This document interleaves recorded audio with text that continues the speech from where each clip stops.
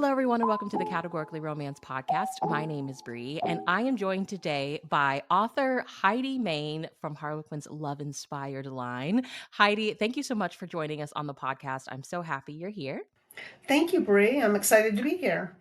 Well, with this being your first time on the podcast, can you tell us a little bit about yourself? Sure. I live in North Carolina. I've been married to my husband. We just had our 37th wedding anniversary last week. So for Congratulations. 37 years, thank you. We had an awesome steak dinner. About me. I feel like a pretty boring person, but I do write novels and I've been writing for many years, it took me a long time to break into publication. But now that I have broken in, I feel like I'm much busier than I was when I was making deadlines all by myself. I have to ask, 37 years married, what have you learned about yourself, you two as a couple, as a team? What would you say you've one of the lessons you've learned in 37 years? I think kind of an implicit lesson we both have learned is when something is important to the other person and it's not really important to the other one, then we just kind of agree to disagree. And I don't know why certain things are important to him and they really aren't to me, and vice versa. So I think that's really helped keep our arguments to a minimum, and I guess maybe because we respect each other Mhm. immensely, it kind of has just worked out that way. But I'm grateful. Yeah. Just kind of acknowledge okay, this is important to you. I don't get it, but I respect that it's important to you kind of thing. Exactly. Okay. Yeah, I love that. I love it. Well, I have some get to know you questions. So, first thing that comes to mind, who would you say is one of your most read authors? And this can be any genre. Ooh, too many to name. That's fine. I'd Whoever you want to say name. in the Christian market, full length, I'd say probably Susan May Warren, who for a while was my mentor, and I went to a number of writing retreats and learned a lot of craft from her. But she also is an amazing novelist, so I love her novels. And Becky Wade, Denise Hunter, and Nicole Deese, those are probably my favorite Christian market uh, romance novelists. For secular, Lisa Gardner and James Patterson, which of course that's thriller, mystery, suspense. Completely different genre, but I don't Mhm. really read secular romance. Probably for Love Inspired, Mindy Obenhouse is my favorite. She helps me. She helps me a lot. She has helped me quite a bit on this journey, and I don't think I would be publishing my third Love Inspired without her. Oh, I So love she's that. probably my favorite. Yeah. Yeah. Well, you decide you want takeout for dinner tonight. Where are you going to order from and what is your order? Well, we don't get takeout that often because we love to cook. So we rarely go out. And when we do, we actually go to a restaurant and have a sit down meal. But if we were to get takeout, which is pretty much the only takeout we get, is pizza. So we usually get a New York style thin crust, and it kind of has like limited sauce on it from this. It's called New York pizza. And I get extra cheese, and my husband gets meatballs. Oh, that sounds so good. Okay.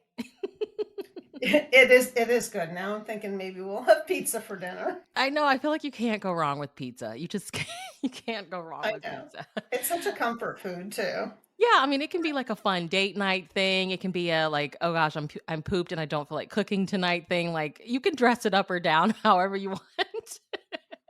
And I love it these days when you call for takeout, they can see your phone number, and they're like, my husband always calls it in, and I can always hear them say, "Is this Rich?" Yeah, you So become it's like they you're know like his part of the number. family now. I know. Well, share with us two of your current favorite things. Well, gosh, since we're talking about food, my mind goes directly to food. I am on a huge Dove milk chocolate kick here. So that's one. I'm having a really hard time getting off that kick, but that's for another topic. Probably my second favorite thing, it's not food, at least not for humans, but we have bluebirds in our backyard. We're big wild bird people, so we feed them and we have bird baths and everything. So I feed my bluebirds live mealworms, and it's an actual mealworm house where the hole is the same size as the bluebird, just like a bluebird house. So they actually have to go in this kind of tiny hole and to get the mealworms, but it's plexiglass, so you can watch them while they're in there. And so that is so cool. So that in the summertime, that's definitely one of my favorite things. I have to say that I'm with you with the Dove chocolate. The Dove with the caramel, like, and they're just these little. I'm like, "I'm just gonna have 1," and before I know it, I have, like, 3 in my pocket. They're so good. On your website, you list that you enjoy watching HGTV, which I loved that. Like, me and one of my girlfriends, we were, like, prepping last week, and I was like she's like, "I'm gonna go home and I'm gonna just watch HGTV," and I was like, "What do you watch there?" Like, it's always fun when you meet somebody else that, like, loves one of the channels you watch. So, what's one of your favorite shows to watch? Well, you know what I think started me on HGTV, other than House Hunters, was Design Star. I don't know if you remember that. Oh my But gosh, yeah. I love that show, and our daughter was in, like, middle and high school when they had those, and so that would be a big family thing that we did together. But currently, I like, Christina on the Coast. Yep, I that's what really think my she's coworker said. She's like, "I love yeah. Christina on the Coast." She is so no nonce I mean, on the show, she's so no nonsense. I don't know what she's like in person. But, and then there was this one episode where she, a homeowner oh, I hate to bring the viewers down, but a homeowner had passed away, like, during the construction, and the whole construction was because she was ill. So I think they knew it was going to happen. But she had this kinda heart to heart with the best friend of the homeowner. I don't know, do you watch Christina on the Coast? I started watching she's like, "Christina in the Country?" I'm Yeah, watching that one actually, first. this one is Christina in the Country or whatever Okay. the name of that one is, and she has this heart to heart. Christina has this heart to heart with the homeowner's, like, best friend who happens to be at the time, it was her husband's sister. Now they're separated and everything, but they were best buddies at the time, and Christina mentioned, I don't trust many people, and I don't let many people into my life." But this person who had passed away she had been tight with this person. And it was like the most revealing thing. Those are the parts of the show that I really enjoy, the things that let me get to know the person rather than what happens in the construction process. Yeah. Oh, that is yeah. I need to I just started watching it once my coworker kind of introduced it to me, and I was like, "Oh, she is good. She's good." But what do you think it is that you fell in love with, like well, I guess with House Hunters, it was always fun to just, like, which one are they gonna choose? But as the network kind of evolves and we see more, like, renovation stuff or just, like, what do you think it is that you about them that you enjoy? Is it just, like, the discovering something new? Is it, like, turning something old into something new? Like, what's kind of your niche, you think? I think it's really kind of the whole getting to know someone and knowing that, because we never watch commercials, knowing that in 22 minutes it's going to be over. So there's a beginning and an end to it. And I love to be entertained, whether I'm reading, watching a movie, or watching HGTV. I just love the entertainment aspect of it. So I really like it when they're characters, Yeah, rather than um, people who, though I mean, I think they tend to pick people who can talk on camera and have kind of a some backstory. personality, yeah, yeah. Yeah. Like I used to watch Fixer Upper, they're not on anymore. But I just love anything the Gaineses do. Joanna Gaines just, I don't know, there's something about her. If I met her in real life and she didn't have enough friends, we would be best friends. I know. It's just something I about it, love like her. have you watched her Magnolia channel?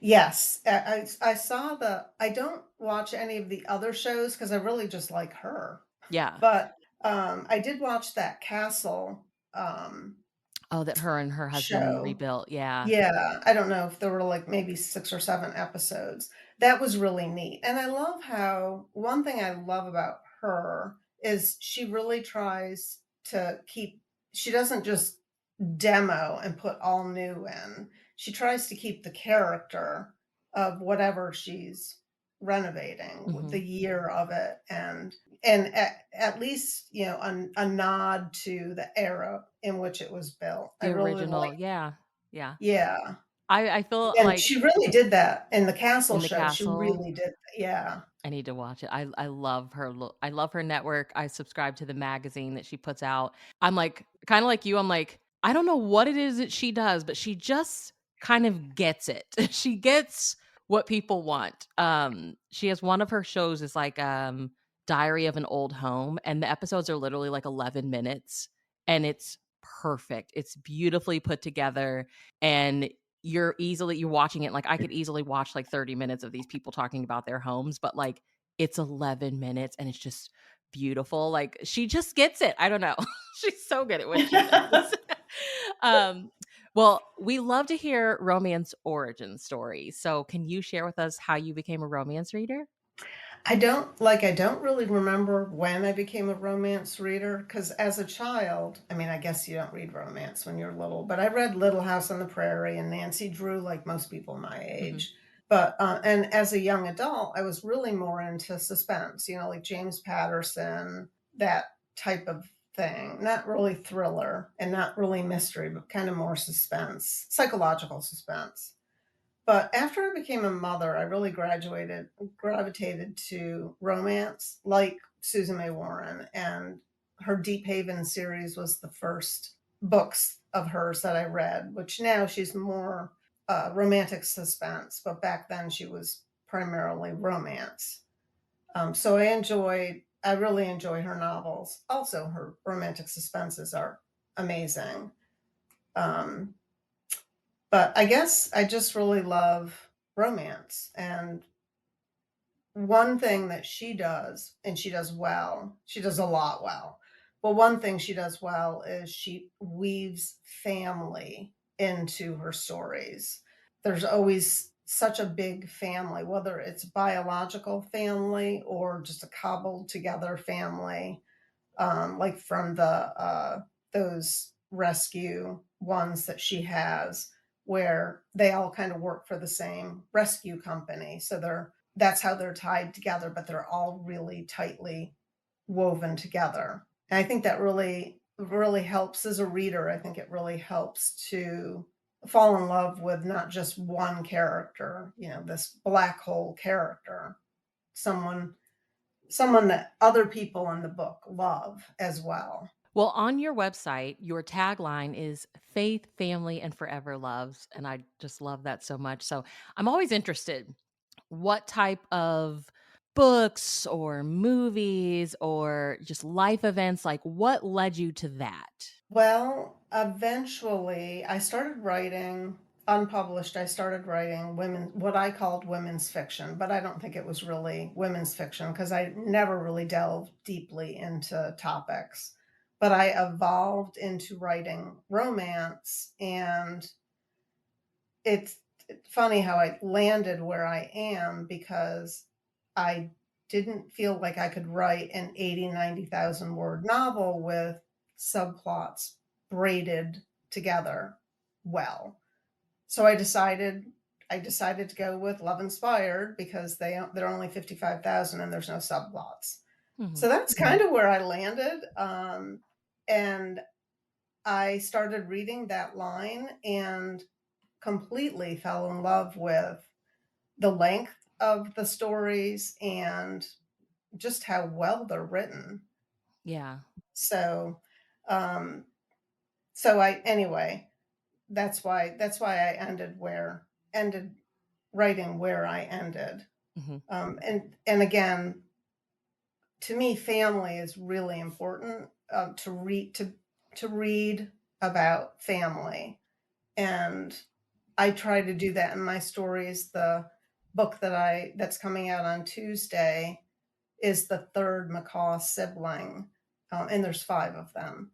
So we get to see them interacting with their parents, and I just love their mother, Cora McCaw. She is a no-nonsense Southern woman, and usually she is my, um, voice of reason for either my hero or my heroine. Mhm. I mean, I love, like, when, those true, like, matriarchal characters. I love it, like, when they just run the show. I know. So much centers around them. I feel like with my family, that's still my grandmother, she's still with us, and, like, so much of everybody's life just kind of revolves around her. She's, like, the center of it all, so I love seeing those characters in books.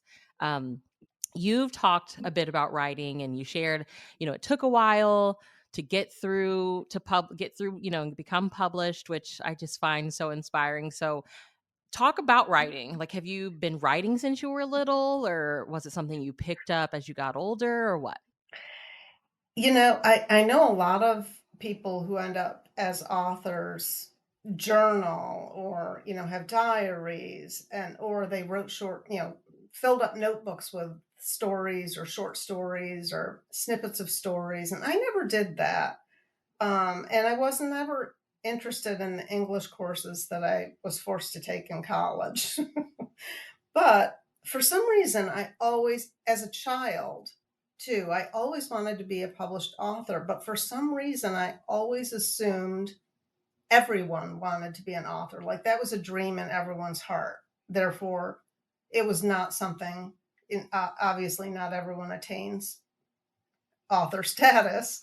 So I never really pursued it until I had a conversation with someone one day and mentioned that, and she looked at me like I had 3 heads, and she was like, "I've never wanted to be an author," and in fact, I've never met anyone who's ever said they've wanted to be an author. So, that I think was the moment when I realized it was a unique dream. Mhm. So, um, that's pretty much when I started investigating writing and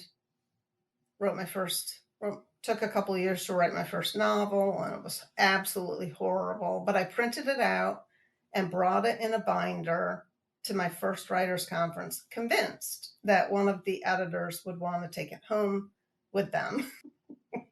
Oh, that never happened. When you were writing that first one and it's your first, like, what pushed you through the all, like, finishing it? Like, what motivated you to keep going? Because I feel like if you are writing, like for me, for example, I'm currently trying to write my first book, and I'm like, I have Congratulations. no, thank you, thank you.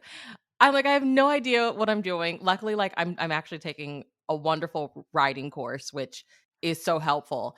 And then you sit down and you look at this blank page and you're like, but I still just don't know what I'm doing. But, like, it's on my bucket list to just say that I did it, like, I finished. So, like, when you're in the trenches like that, your first one, you feel like, I have no idea what I'm doing. How did you push through? So I think I'm an engineer by trade. I went to college for computer science. And I think because I have a mind where I can break a big thing up into small pieces and that everyone has to do this or you'll never finish the novel. You can't just have a line item that says write a novel. It's just too overwhelming. You're going to look at a blank page day after day after day because it's too overwhelming. So what I did at the very beginning was I bought a book that basically explains how to write a book in a year, I think it was. And it just has you go through it wasn't a great book. I don't even remember the name of it, but it got me to the end and I had like 85,000 words written. So it basically walks you through the concept of chapters have scenes have a beginning, a middle, and an end, and something has to happen in every scene. And it just kind of walked me through the concept of writing a novel into pieces, bite-sized pieces that I was like, I could do that. I can decide what the setting of this scene is. I can decide who's going to be in this scene. I can decide what has to happen, like, from the beginning to the end, I can decide what has to happen, and then based on all of that, I can actually write a scene, you Mhm. know? And I think it's just breaking that huge task into smaller pieces. And then as you after you write your first novel, you realize, well, you need conflict. You know, your characters need goals. Your If you're writing a romance, your hero and heroine, there has to be a reason for them not to get together. I learned on my seventh book, I think, that my backstory between the reason the two characters couldn't get together could have been resolved with a conversation, and that was the reason that she rejected the manuscript.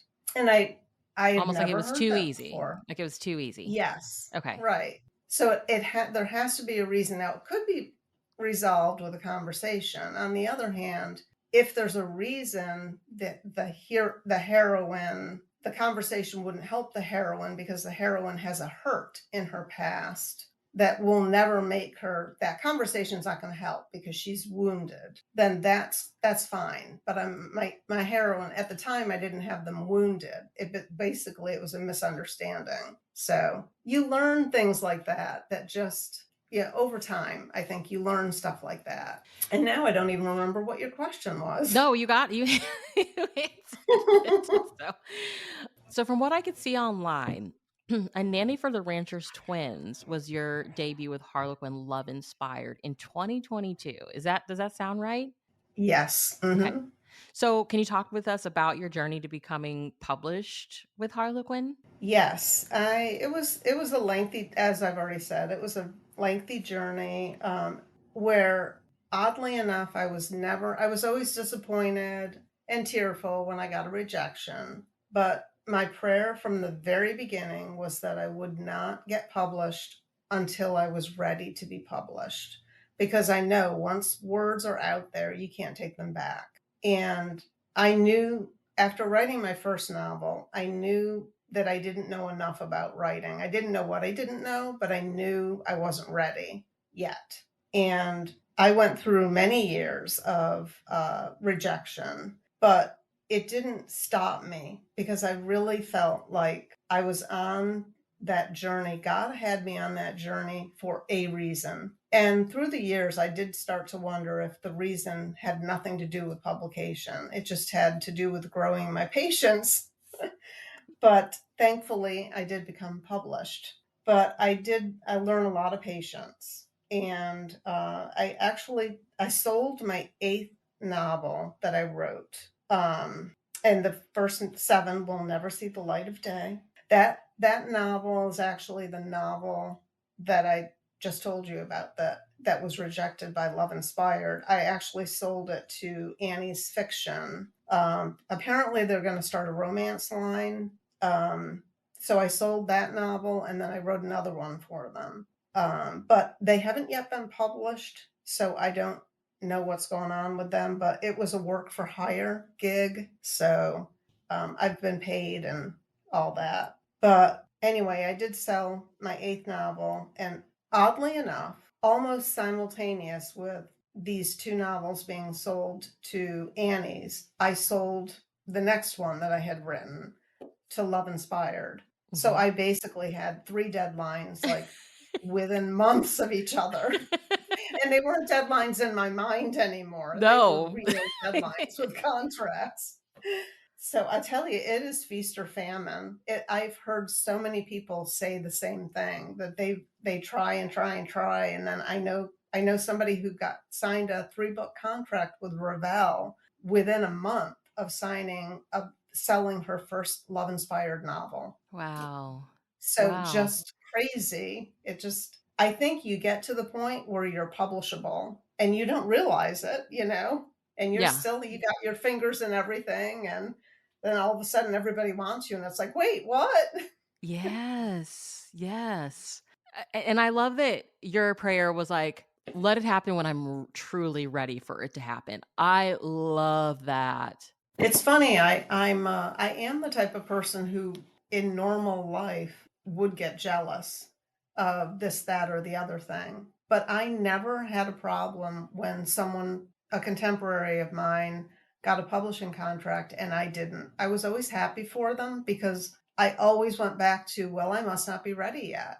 I just have to keep plugging away, writing more novels, learning more craft, and when my if my time comes, then I'll be ready. Well, it looked from what I could see, it says your next title release is Her Loyal Companion, which is part of Love Inspired's Canine Companion series. I You throw a canine in the book and I'm sold. I love seeing them on the covers. They just add such a sweet layer to the stories. I don't it's so hard to pinpoint because I guess because I was in the military and I used to work with like dog handlers, and I don't know, they just add something really precious to the story. I think so. Creatively, like what did you enjoy about contributing to this series? Well, I love animals in books, both as a reader and as a writer. And I think it's because animal dogs specifically, there's so much unconditional love wrapped up in dogs. Mhm. Cats, not so much, you know, They have but their own dogs, personality and could care I less. know, right. But, dogs, they're just, I think that's the first thing that you subconsciously think of with a dog is they have so much unconditional love for you. Yeah. So, I think that's why readers love having dogs. And the neat thing about the Canine Companion series is that the dog is usually, it doesn't have to be, but it's usually a character in the book. And that's what I did with this book.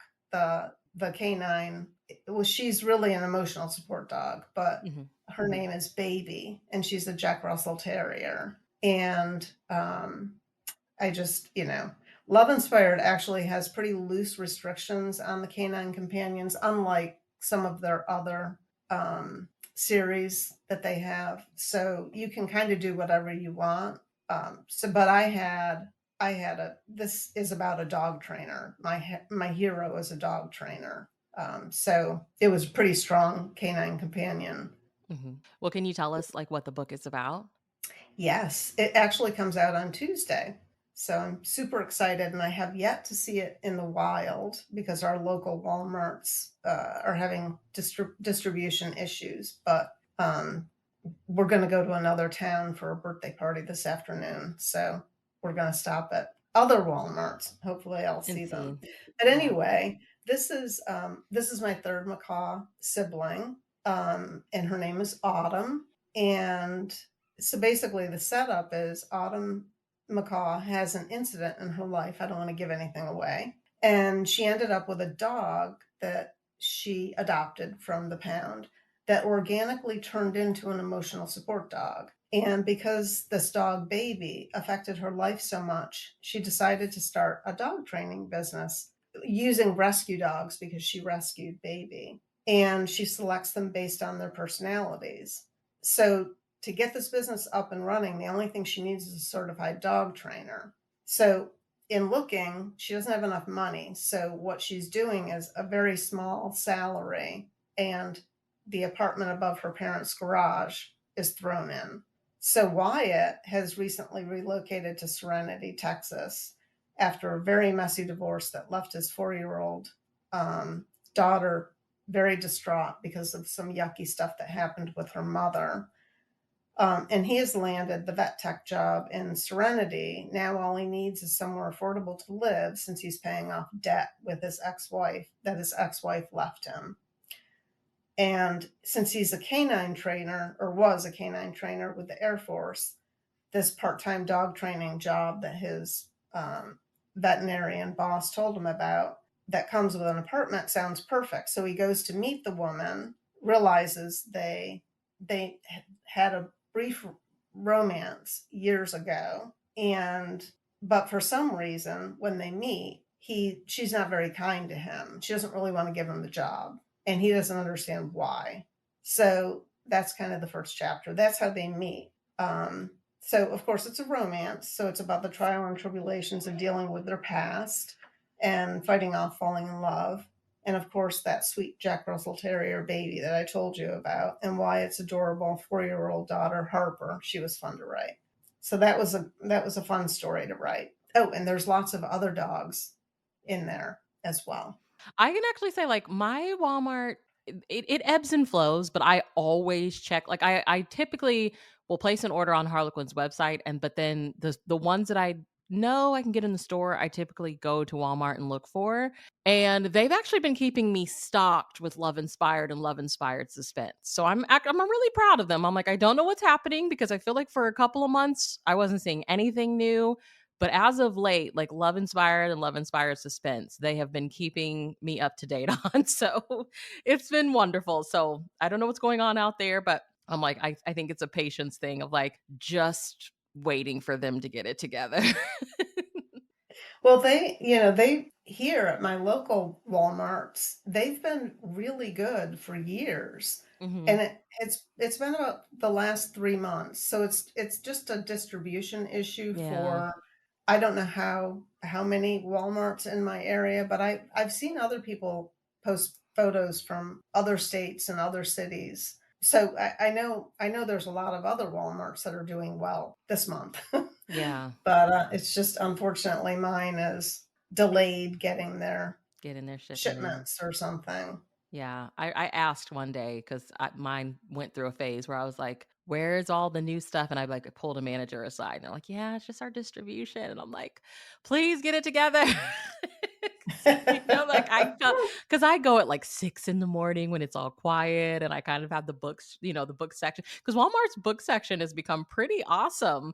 And they're like, I'm just like, okay, I'll show this person some grace, but like, I need access to my books. There's something special about just going to the store and leaving with it rather than like ordering it online and having to wait like a week or so. I'm like, I just want it now. So, um, but I also saw that you have a 2025 release. So the Farmer's Marriage Bargain, is it too early or can you share with us what it's going to be about? Yeah, I can. It's gonna release in, April of 2025, so I think it comes out so it'll be an April spine, so it'll come out at the end of March.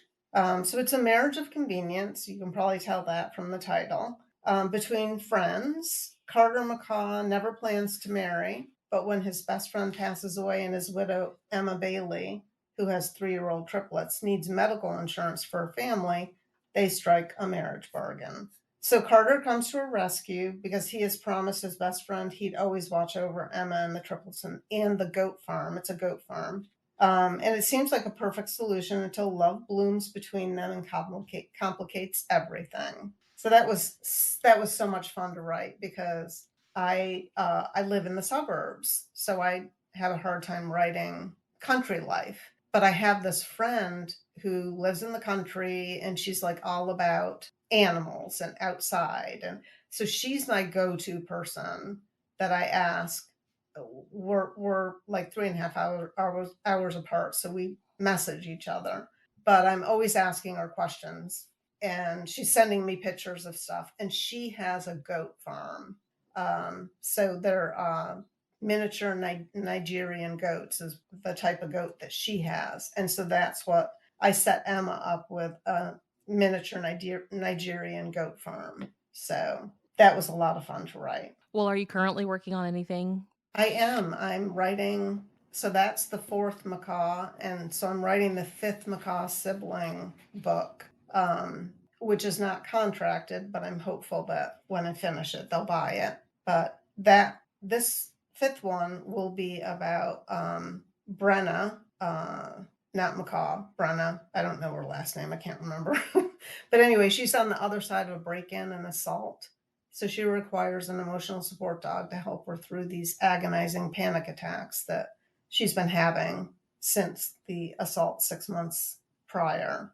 And she and her counselor decided that helping to run Cora McCaw's Victory Youth Camp will be her test to see if she's strong enough to accept the scary challenge of heading up the church's new after school center, which is something she would like to do because she just wants her normal life back. So that's Yeah. her goal is to run this 6 week Victory Youth Camp with Cora, but Cora breaks her leg and she's unable to participate. So her son, Owen McCaw, he's just returned home from being away from the family for a long time. He has just lost his wife in a tragic car accident and his pregnant wife, who gave birth to their baby before she passed. So he moves back to his childhood home with his 4 month old baby as a widow, I guess, to find his footing and attempt to mend his torn relationship with his parents. So when his mother,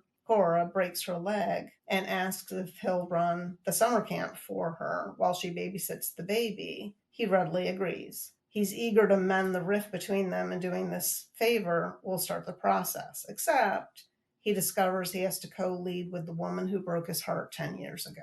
So this has been fun. Yeah. I've And written the first 3 chapters and a really detailed synopsis, but I'm really excited about jumping in to write it. yeah. Oh, I love like a second shot at love or a second, broke his heart years ago. Oh gosh. Talk about the conflict there. Um, well, where can everybody keep up with you online? Probably the easiest thing to do is go to my website, HeidiMain.com, because the links to all my socials, including Goodreads and BookBub, are there, along with a link to sign up for my newsletter. And shout out for my newsletter, I give away a lot of books by myself as well as other love inspired authors. So definitely sign up to keep up with what's going on with me, along with a chance to win some free books. And let's like lead it out, take it out with share like one writing lesson or thing that you have figured out so far on your writing journey. If there's a line you want to be published with, read it and study it, because yes, editors are looking for fresh voices and ideas, but in general, there's a format that they're looking for. Mhm. So read and absorb and learn. That's probably my number one, and then the number two, break everything you do up into pieces so that whatever piece you get it down to is manageable. You can write that scene, or you can just write the beginning of the scene, or you can just outline what you think is going to happen. That's what I do. I outline kind of step by step what's going to happen in the scene. And then one thing Mindy Obenhouse has been having me do the last couple of years is she has me write a scene, goal, motivation, conflict flow. So just to get more conflict in the scene, Mhm. and I do that, and then I kind of move like the set. I start with the setting, and this happens, and that happens, and then this conflict happens, and then this happens, and then this conflict happens, and then this happens, and then I kind of outline it that way, and then I just jump in and write it.